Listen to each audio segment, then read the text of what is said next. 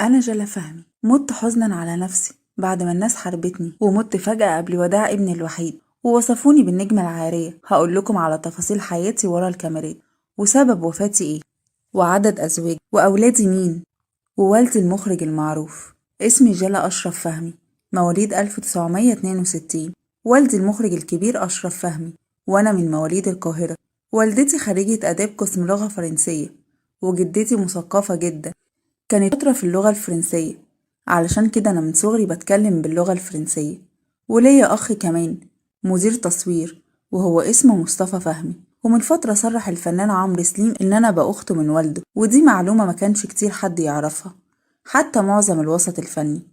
من صغري وأنا بتردد للإذاعة والتلفزيون، وده اللي خلاهم يختاروني وأنا عندي 13 سنة علشان أشارك في تقديم برنامج في البرامج الإذاعية، ونجحت جدا في كذا برنامج. وبعد الثانوية العامة دخلت كلية الآداب جامعة القاهرة، قسم لغة إنجليزية، وكنت بتكلم لغات كتير. وفي بداية حياتي اشتغلت في برنامج الإذاعة والتلفزيون، برنامج اسمه حكايات راوية وفكري.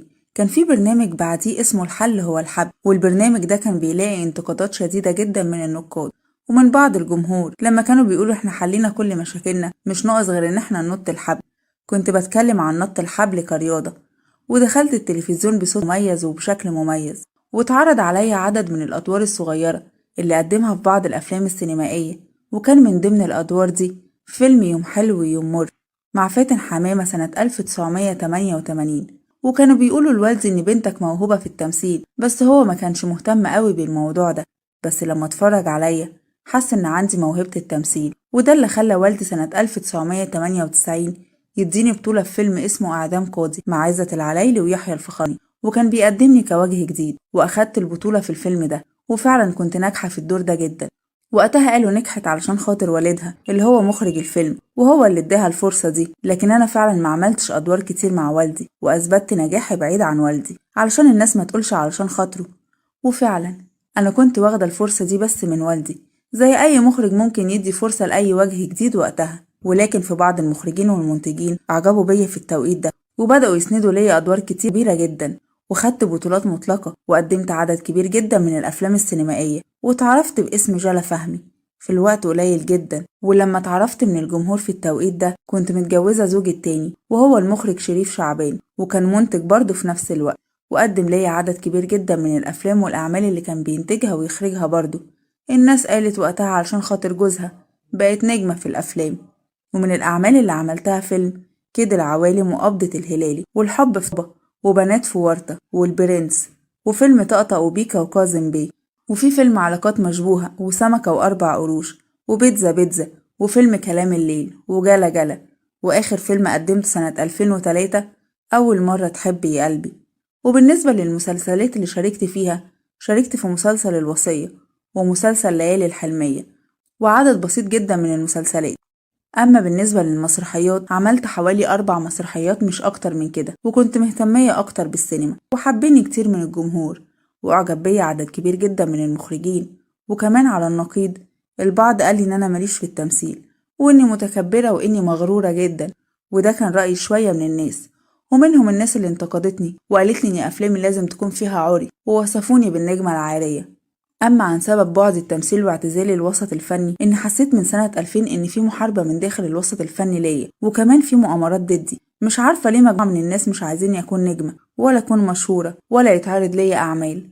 ولاحظت فعلا إن في أعمال كتيرة جدا ليا ما بتتعرضش، وكمان الأفلام اللي كنت بعملها وتنزل في السينما كانوا بيخلوها تتعرض في سينمات مجهولة ومحدش يعرفها.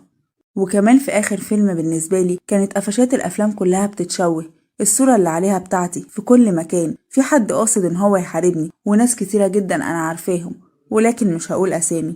وحسيت إن في حرب ضدي، فقلت على إيه كل ده، وأخدت جنب واتضايقت جدا وقتها، وجالي حالة اكتئاب، وقعدت فترة بعيدة في عزلة عن الناس.